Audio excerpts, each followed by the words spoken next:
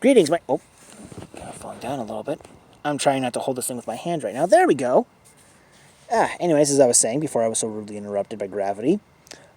Greetings, my fellow YouTubers. This is A Shot of Whiskey, and I am currently at a park. In fact, it's a neighborhood park that's not too far from where I live. I like coming here during the daytime, which it's clearly not, with my son. Usually we come here, he burns off some energy by going to the playground equipment right over there, and I'll usually just stay here at the park bench that I'm currently sitting at. Well, this is actually a picnic table. It's not a park bench, but there is a park bench right over there. But in any case, here I am. So, why am I making this video? Well, why am I out and about right now? Actually, I guess is an even more important question. I wanted to sort my thoughts because of a lot of the stuff that's been going on in Portland lately. And by lately, I mean the past few days. Trying to sort out my thoughts and whatnot. So,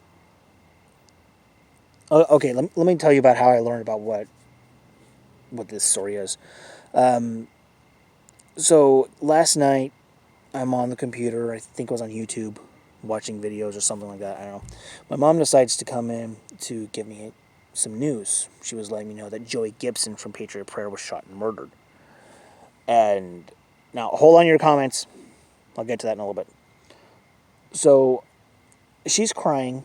I mean, not like waterfalls, but, she's holding back the tears a little bit. And it's not necessarily because she supports Joey Gibson and Patriot Prayer, but it's because she's just that kind of person. Joey could have been someone that she and I both despised, agreed with wholeheartedly, and she still would be crying like this. That's just the kind of person she is. And me, well, I did feel the weight of hearing that Joey Gibson, someone who I respected, had been shot. But at the same time, I was just so tired, I couldn't really process... No, that's not the right word. Display an emotional response. But we did a little talking about it, not a whole lot. She eventually leaves. I go back to whatever it is I'm doing on the computer. And not even an hour goes by, she comes back and be like, oh, hey, I've got a little bit of an update. I was wrong. It wasn't Joey Gibson. It was somebody who supports Patriot Prayer, who was in the area.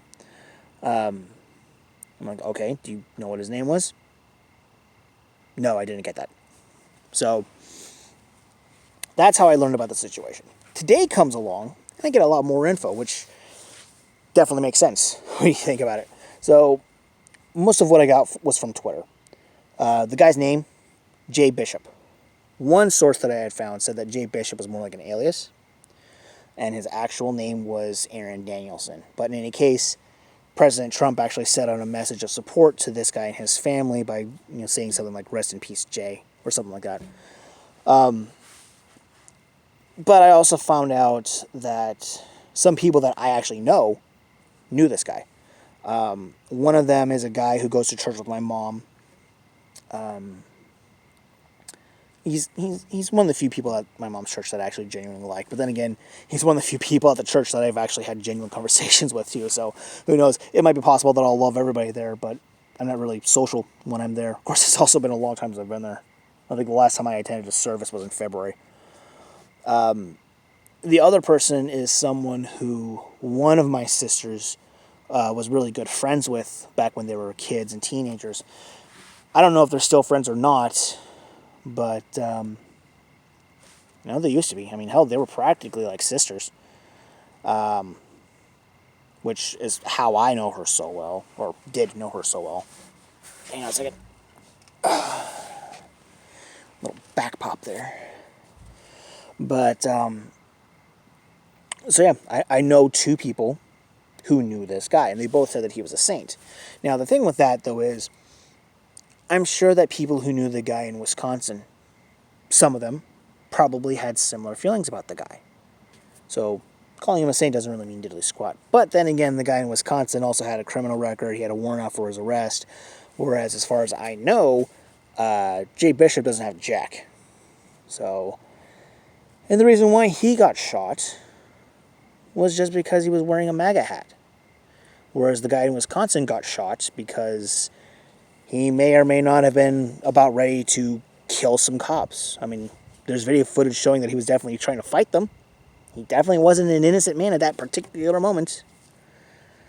But in any case, there's that connection that kind of made this a little bit weird. There's another one as well where one of my aunts, the one that is probably the closest to my mother in terms of like, familial bonds, hanging out, that kind of fun shit. Thursday or Friday, I don't really remember the story because it wasn't conveyed to me. It was conveyed to my mom, who conveyed it to me. She went to a nearby city called Camas because there was apparently supposed to be a rally to show support to the police department of Camas. Black Lives Matter got wind of it. Some group that supports Trump got wind of it. And so both decided to show up. And this rally that's supposed to be all about respecting the cops of a specific police department becomes a triple threat match, basically. My aunt had said that as far as a physical altercation went, it wasn't really a whole lot, but it was started by somebody on the Trump side, which there is that part of me that wants to say that I highly doubt it, but I also know enough, Trump supporters to where I could see it. Just like I can also believe that the Black Lives Matter people, hey, who knows, maybe they were not the first person to throw the first punch. It's possible. Why not? But aside from my aunt being there and literally watching things happen, another aspect about this connection is the guy who ran the BLM event that went down to Camas supposedly was the guy who shot Jay Bishop. So that's kind of a little freaky right there too. And the timing of it, I think that's another reason why I'm a little bit freaked out by this. I mean, I was kind of a little freaked out about going into Portland in general anyways, but I almost never go down there.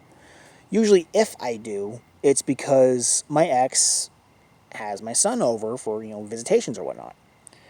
And if she doesn't feel like, or she can't bring him back home, which does happen every now and then, I have to bus it through Portland to get to her place. It's kind of some scary shit. The trip ride down to her place is about 3 hours. The trip ride back home is about 3 hours. So I'm spending 6 hours basically as a sitting duck. Well, I guess technically you could say about half of that. So about 3 hours, because about half of it I'm in Portland, the other half I'm in Clark County. But, it's fucking close enough. And add to it, I'm going into Portland more often nowadays, mostly because of a comic book store. So, one of my coworkers, most of my coworkers are geeks and nerds on some sort of level. There's only like 3 that are exceptions. One of them is really, really into comics. So much so that he goes to various comic book stores in Portland to pick up, to pick up comics. Why not? And he and I have made plans to do that here in the near future together. Because one of the stores that he likes to go to is one that I've been wanting to visit for over a decade. And I've just never gotten around to it. I first learned about this place thanks to the local anime convention. They were at one of the events. This was like 2008, 2009, somewhere around there. So definitely more than a decade ago. I actually bought some manga from there, which if you don't know what manga is, basically it's Japanese comic books.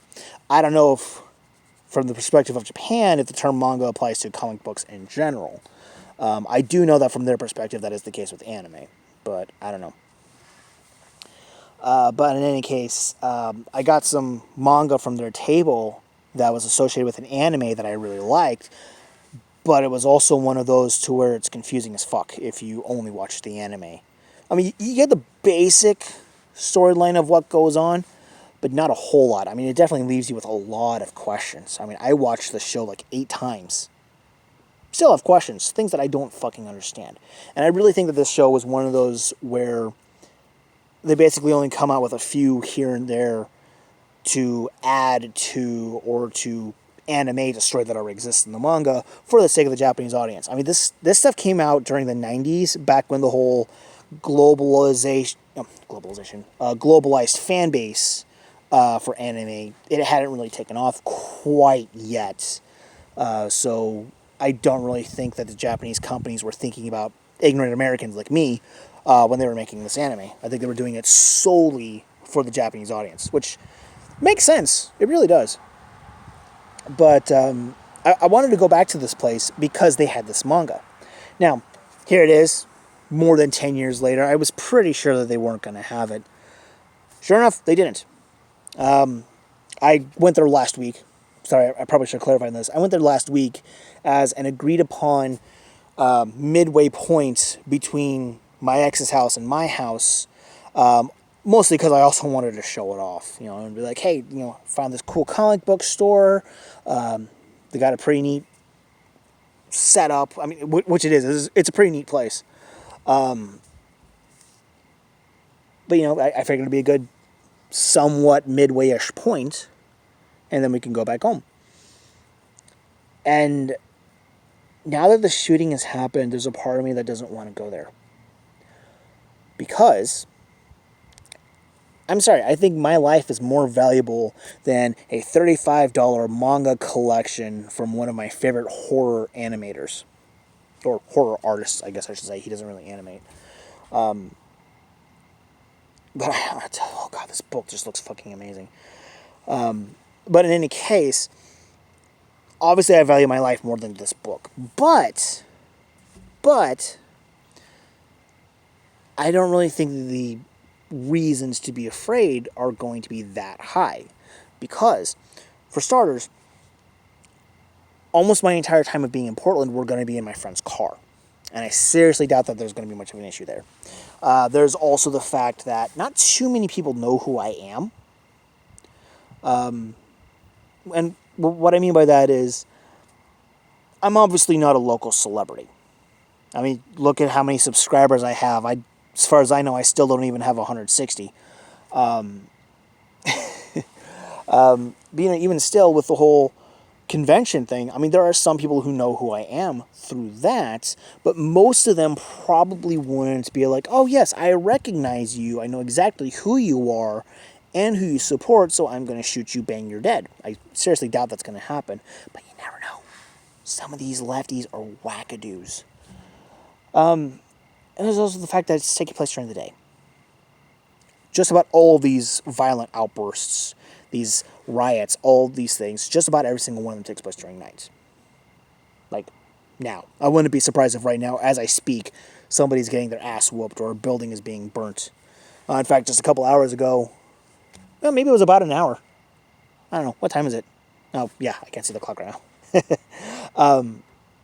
But not too long ago, I saw a tweet from Andy No showing that these rioting morons are, and from what it looks like it's mostly Antifa, are attacking a police precinct building. So,